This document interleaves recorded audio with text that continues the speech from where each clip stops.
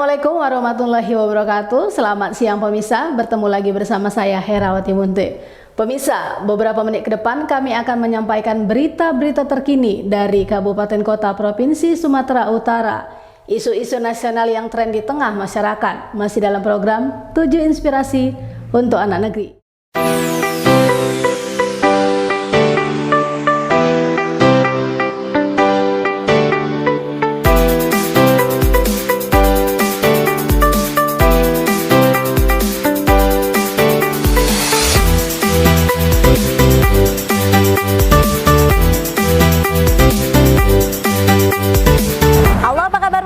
Kembali lagi bersama saya Rindy Lauli. Pemirsa, setelah DPRD menggelar rapat pada 24 Januari 2022 terkait penindaklanjutan pengajuan hak interpelasi terhadap 4 poin kebijakan pemerintah daerah, diantaranya surat keputusan Bupati Simalungun tentang pengangkatan tenaga ahli, pelantikan sekretaris daerah Kabupaten Simalungun, pemberhentian 18 orang pejabat pimpinan tinggi di lingkungan pemerintah Kabupaten Simalungun, serta pelantikan pejabat tinggi Pratama Kabupaten Simalungun.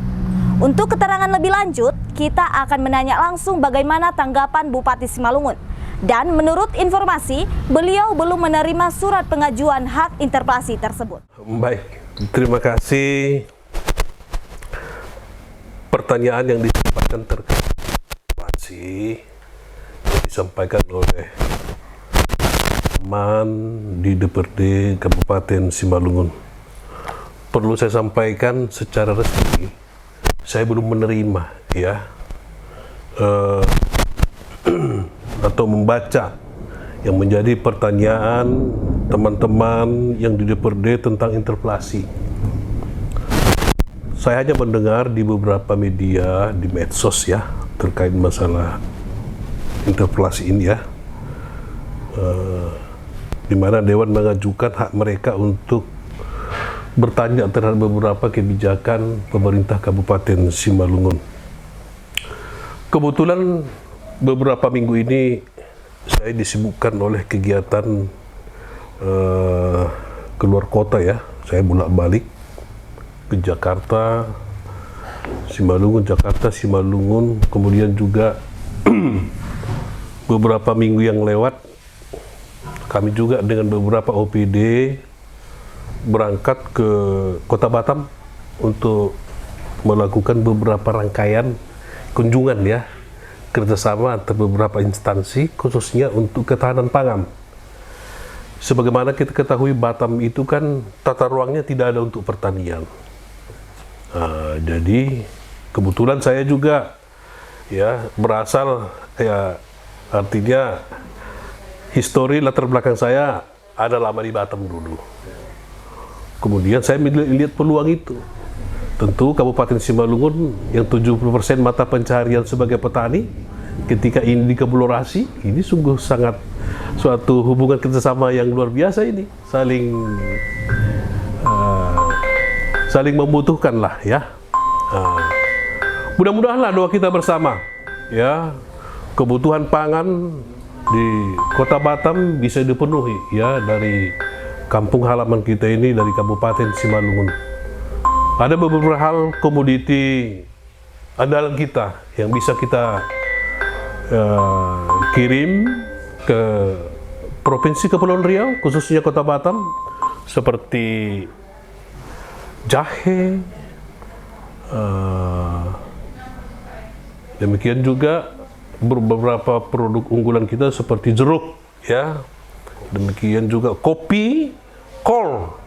Kol juga sangat diminati karena kebetulan sana kan food court banyak sekali di Batam. Dan setelah beberapa hari pertemuan sejak kami ke Batam, sudah banyak permintaan juga dengan Kadin juga kita sudah melakukan komunikasi untuk membangun kerjasama Jadi mudah-mudahanlah kebutuhan petani kita terjawablah dengan kerjasama ini.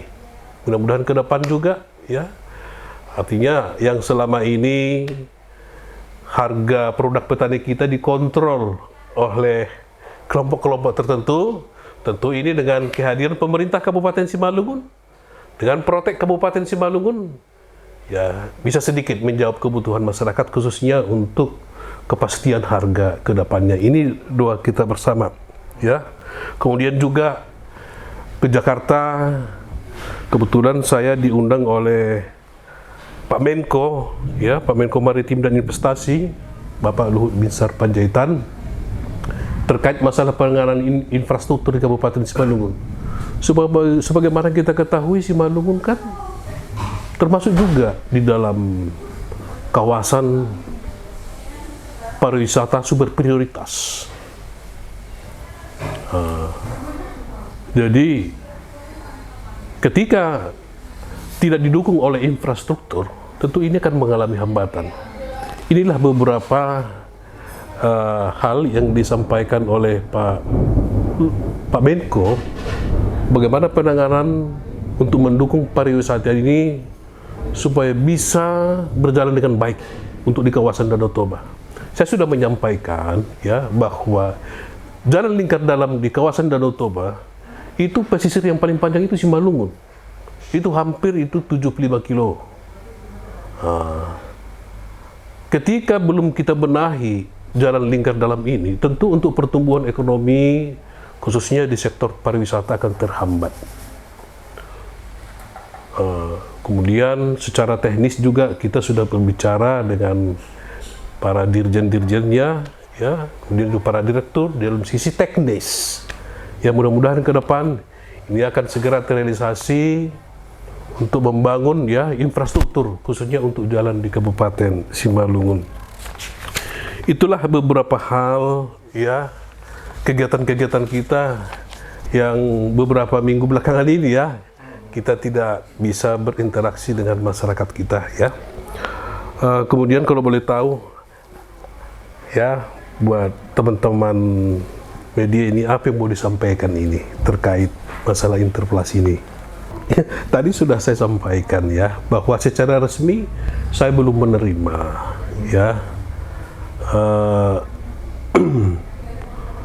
Hanya saya mendengar, membaca dari media, ya, teman-teman media, baik media online, baik media cetak, maupun dari, ya, biasa dari telepon teman-teman. Tapi untuk detailnya seperti apa? Hak interpelasi itu yang mau ditanyakan seperti apa itu? Ya, ada beberapa poin Pak Bupati yang ditanyakan oleh DPRD yang merencanakan interpelasi. Pertama soal pengangkatan tenaga ahli, staf tenaga ahli Bupati Simalungun, kemudian tentang pengangkatan sekda, berikutnya pelantikan 18 pimpinan OPD, dan terakhir itu soal, ya, pelantikan pejabat. Ya, baik. Jadi staf ahli, ya, kita berbicara staf ahli dulu, ya. Ya. Staf ahli itu kan memang sudah diatur dengan undang-undang, ya, dengan peraturan pemerintah nomor 72 tahun 2019, ya, bahwa di Kabupaten Simalungun ada 3 staf ahli dan sudah kita lantik, dan semua latar belakangnya dari pegawai negeri, dari ASN. Terus apa lagi yang mau dipertanyakan? Ya, staf ahli itu kan memang dari ASN. Terus apa yang mau dipertanyakan? Artinya menurut Pak Bupati tidak ada mengangkat staf ahli di luar ASN, begitu, ya? Iya, kan staf ahli kan memang diatur dalam undang-undang itu, yang nomor peraturan pemerintah nomor 72, ya, kalau nggak salah, ya, tahun 2019. Iya. Dan sudah kita lantik. Kalau soal tenaga ahli yang mereka maksud, seperti sejumlah media mengatakan begini, bahwa tenaga ahli tidak diatur oleh hukum menurut mereka, itu bagaimana Pak Bupati? Ya, itu kan memang sudah ada di Perbeb, ya, dan itu sudah, kan mereka kalau nggak salah mereka minta dicabut, ya. Iya. Tapi itu kan sudah berakhir 31 Desember 2021 yang lewat. Hak interpelasi ini kan mungkin masih di tahun 2022, awal bulan tahun ini, ya. Artinya tahun sebelumnya seperti itu Pak Bupati? Iya, artinya kan apa mau dicabut? Dengan sendiri kan udah selesai. Ya, artinya udah gugur gitu, ya? Ya udah gugur. Kita tidak memakai tenaga ahli lagi. Ya? Masih memakai atau tidak lagi? Ya, ini perlu saya sampaikan ya. Tentu kenapa dulu saya mengangkat staf khusus bukan tenaga ahli sebenarnya ya, staf khusus kali ya. Kalau tenaga ahli yang dipertanyakan tadi sudah saya jawab ya. Tapi kalau staf khusus saya, tentu saya selaku kepala daerah kan, saya kan bukan berasal dari birokrat. Ya, tentu saya angkatlah yang mewakili birokrat.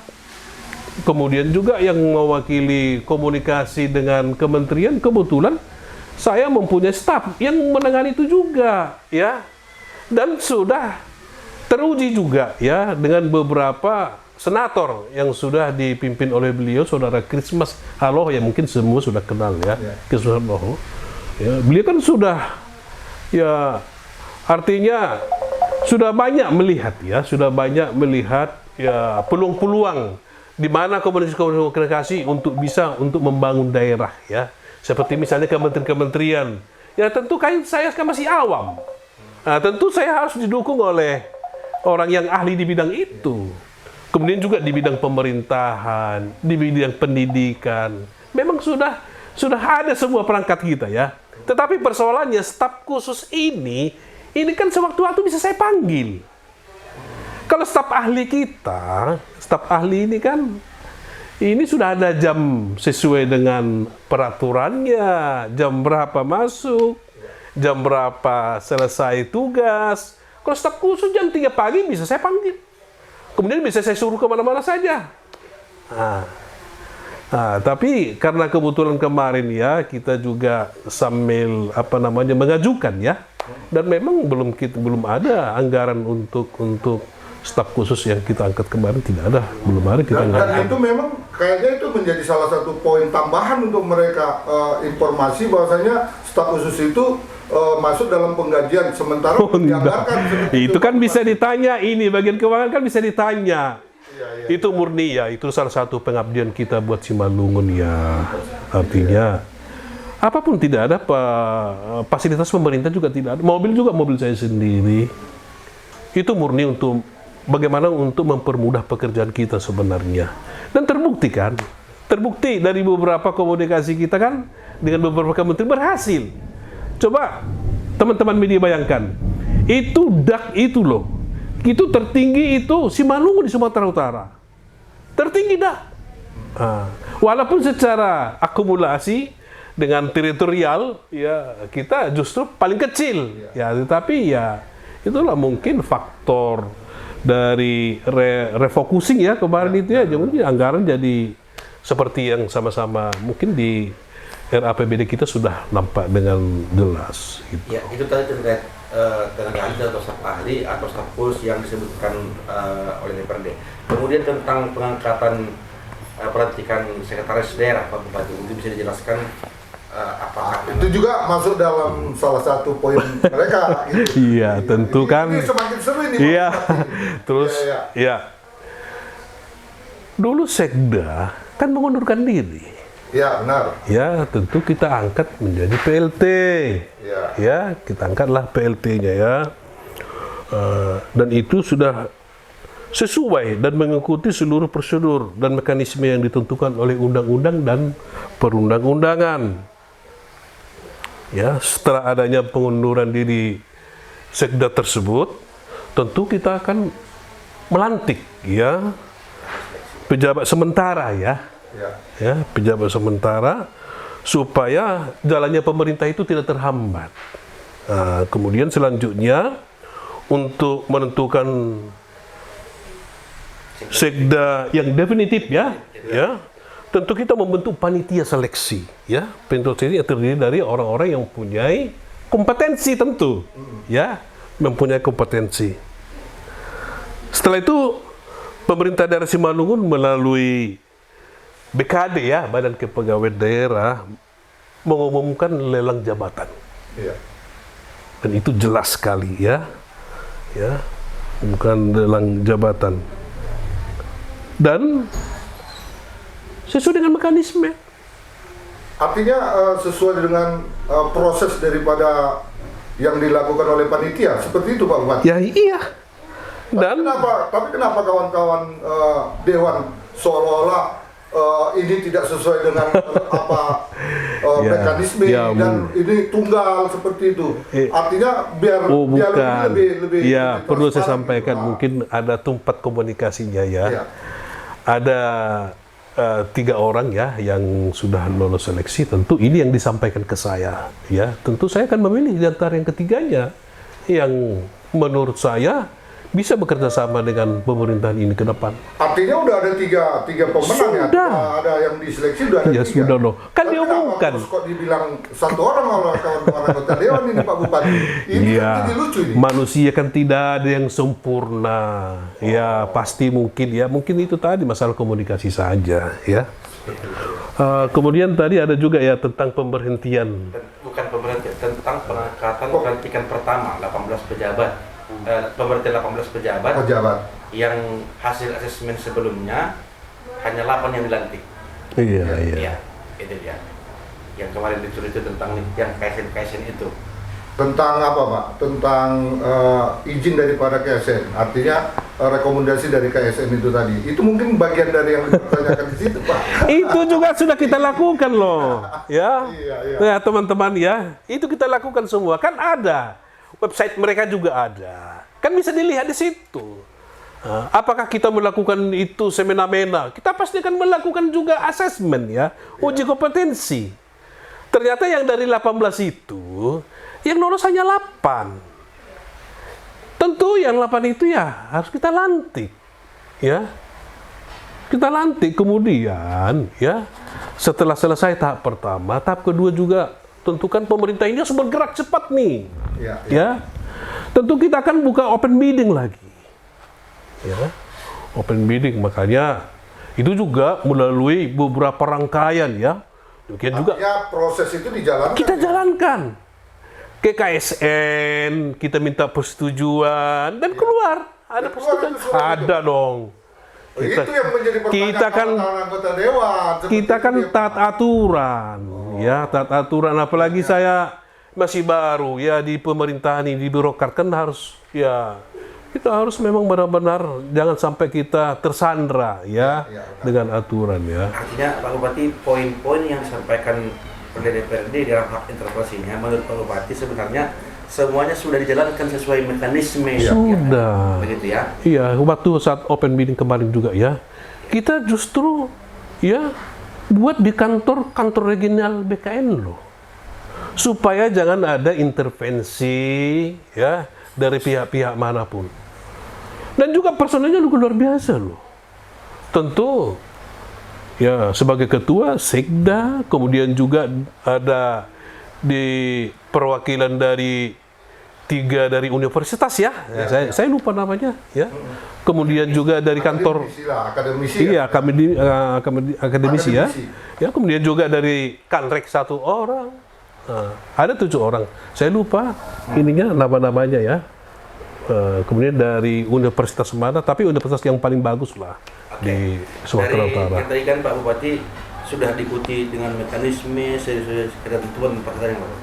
Lalu kira-kira menurut Pak Bupati, apalah tanggapannya terkait interpelasi yang disampaikan DPRD?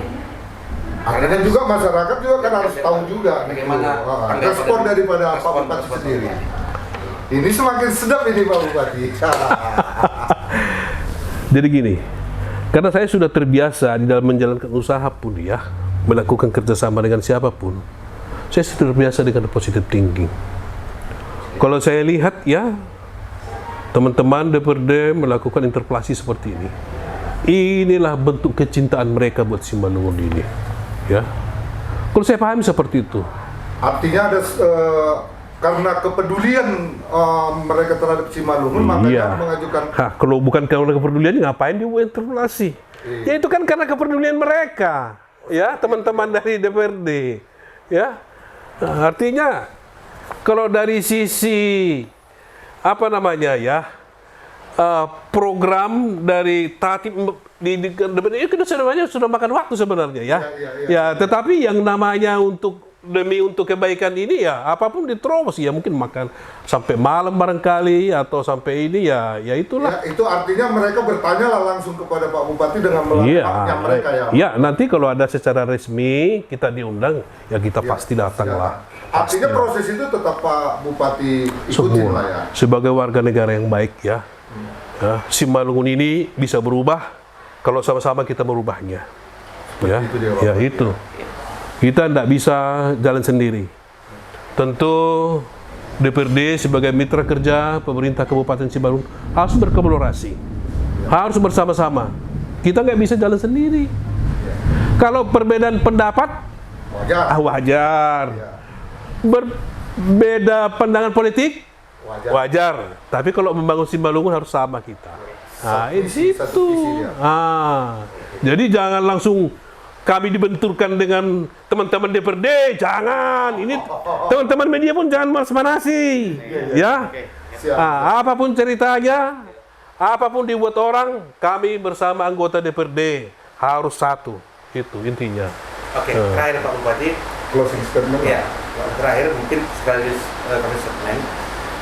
Ini kan hak interpelasi ini sempat membuat menjadi riuh ini medsos begitu, riuh medsos dan mungkin menjadi perbincangan hangat di tengah-tengah masyarakat. Kira-kira apa harapan Pak Bupati kepada seluruh masyarakat Simalungun terkait adanya hak interpelasi ini? Ya, baik.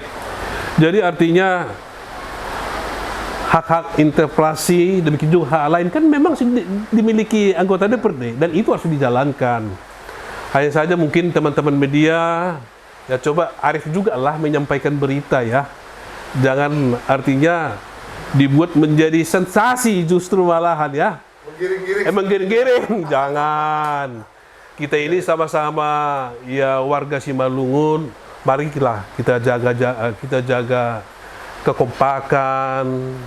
Mari kita saling bahu-membahu. Bisa kita lihat ya kabupaten, kota, tetangga kita ketika mereka persoalan infrastruktur mereka sudah selesai, kita masih bertengkar, kita masih berbeda pendapat seperti ini, ya alangkah miris kita melihat ini seperti ini ya. Tetapi marilah, seperti yang saya sampaikan tadi itu, kita boleh berbeda. Tetapi di dalam konteks membangun Simalungun, mari kita bersama-sama. Mungkin juga teman-teman media harus dukung juga lah pemerintahan ini, ya. Bersinergi kita ini. Buatlah pemerintahan yang berimbang lah, ya, supaya jalannya roda pemerintahan ini bisa juga berjalan dengan lancar, ya, dan sampaikanlah hal-hal ya aura yang positif buat masyarakat Kabupaten Simalungun supaya sama-sama kita bersinergi membangun komunikasi yang baik di kampung halaman yang sama-sama kita cintai. Saya kira demikian lah ya teman-teman media ya. Kembali ini perlu diperjelas. Kalau tadi itu staf ahli memang benar ada sesuai undang-undang kita gunakan. Staf ahli itu kan ada. Ya benar. Tenaga ahli tidak ada kita gunakan ya. Tidak ada lagi ya. Tidak ada. Bukan, mungkin ini yang perlu diperjelas. Jangan ini. Makanya saya bilang jangan dipelintir. Ya, beda. Tenaga ahli sama staf ahli beda. Ya. Kemudian juga staf khusus itu beda juga. Ya, supaya jangan bias nanti ini pengertiannya ya. Iya. Ya, kita akan berusaha membangun komunikasi. Saya kira kalau kita sampaikan kepada teman-teman anggota DPRD bahwa niat kita ini baik. Niat kita ini sebenarnya murni untuk membangun kampung halaman kita ini. Sepanjang komunikasi itu kita bangun, saya kira pasti teman-teman anggota DPRD pun pasti akan terima ini. Ya. Artinya tidak ada persoalan yang tidak selesai kalau sama-sama kita menyelesaikannya. Saya kira demikian, ya, oke? Nah, jadi mungkin itu yang bisa kami sampaikan. Mudah-mudahan ya memang harus mobile ini semuanya, ya. Gerak, giat di DPRD juga harus memang benar-benar harus benar-benar bersinergi, ya. Supaya pemerintah juga jangan terlampau santai juga, ya. supaya ini bergerak semua ya. Tidak ada pemicu lah gitu ya, Pak, ya. Memang kalau santai saja pasti tidak muncul ide, tidak muncul kreatif itu tidak muncul. Jadi harus ada sedikit riak-riak supaya ini muncul ini apa namanya? Aura itu muncul ya. Oke? Siap, Pak. Oke, Horas.